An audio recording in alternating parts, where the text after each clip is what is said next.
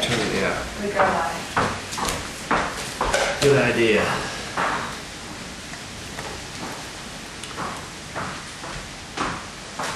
Hey, well, here's going to do the beauty wash match real quick. Once it actually can go on there. That's cute. Megan, Yeah. I got your new cell phone. Okay. Whatever happened to my cell phone? You took it away. This is Megan's new cell phone. Here you go. I don't want you to leave the office without it today. Okay. All right, what do we have this week? Megan, welcome to the beer industry weekly video update. Harry Shoemaker reporting for the week ending June 21st. 22nd. June 22nd. We're doing it a day early because I'm leaving tomorrow on a jet plane. The big news this week is this Eagle Brands thing in Miami. Now you remember that last week AB sued Eagle Brands, its distributors in Miami. Why? Because Eagle Brands had sent them a letter saying that since they did not approve the takeover by Gold Coast, that it was, they wanted a court to give them a declaratory judgment saying it was reasonable for them not to approve the deal. Right. It created a monopoly, yada yada yada. So now this is interesting. Eagle Brands countersues this week. Mm-hmm. Now Eagle Brands says that according to its contract with Anheuser-Busch, that AB only has 30 days to tell them whether they're going to approve or disapprove the deal. Now, AB can start that clock over or postpone that clock, that 30-day clock, if within the first 10 days they ask for more information about the deal. Mm-hmm. Well, Eagle Brands says that not only did AB not request more information after 10 days, that they didn't disapprove the deal. God, it's raining hard. It's raining. Can you hear that? They didn't disapprove the deal within the 30 days anyway. Right. So regardless of all of this, according to their own contract, they're saying that constitutes a yes. So they want to proceed with the deal. And they also want a declaratory judgment from the courts saying that it's okay for them to go ahead with the deal. And they also, they want some damages and such from AB. So, if this is all true, I'm no lawyer, but it looks like they got a pretty good case. Yeah. It's pretty cut and dry. But as these things go, we'll see what actually happened. And, AB may end up with another Maris type case where they just end up paying out a lot of money even after they're, in court for 10 years. I don't know, Megan. There's a lot of time in court in the beer business these days. Yeah, there is. And wine spirits. And why can't we just get along? It's impossible, Harry, when money's at stake. Yeah, that is exactly right. All right, what else we have? You remember Christine Farkas? Yeah, I do. From Merrill Lynch? I love She's so Christine. cute. We love her over here. She was on our panel at the summit. Right. She's Canadian. Did you know that? I didn't know that. Yeah. But anyway, she put out a note today that I just got finished writing about that says that she feels like after looking at the data that an imminent deal with AB is not likely.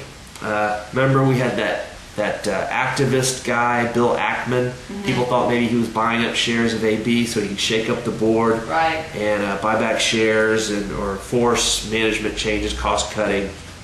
Well, then there was speculation that InBev might be back on the hunt to take over AB. Right. So those were the two big rumors. Mm-hmm. Well, Christine says that those are both unlikely because there's just not a lot of value to unlock at AB. They already have low cost structure. Management is pursuing growth strategies by doing the InBev deal and all of that. And she said, the numbers just don't add up. So she views that as unlikely, although they did buy a $42 million Falcon jet. Nice. That is nice. We're working our way into one, maybe a toy one. Let me reader news, reader mail. Yeah. What we got? Here's the mail. It never fails. It makes me want to wag my tail. Today's issue, if you remember, was about kind of gave some commentary on Granholm and these out-of-state retailers. Right, Harry. This must be one of your readers. I don't quite understand why you think the Granholm decision won't apply equally to out-of-state retailers. The Commerce Clause was intended to function essentially as a free trade doctrine between states. He goes on to define the Commerce Clause, which we all know. This issue can and will be decided at the federal level. Your point about licensing in relation to becoming a cab driver or an insurance salesman in a different state seems to me an apples to oranges comparison, since the issue we're dealing with here is commerce, which is an entirely different history and set of precedents. These guys must be a lawyer. Right. Assuming a retailer is licensed somewhere in the U.S. to sell alcohol, any existing restrictions on interstate trading of his product can and frankly should be struck down by the federal government as a violation of the Commerce Clause. I believe that was precisely the ruling on out-of-state wineries, so why should it be any different for retailers?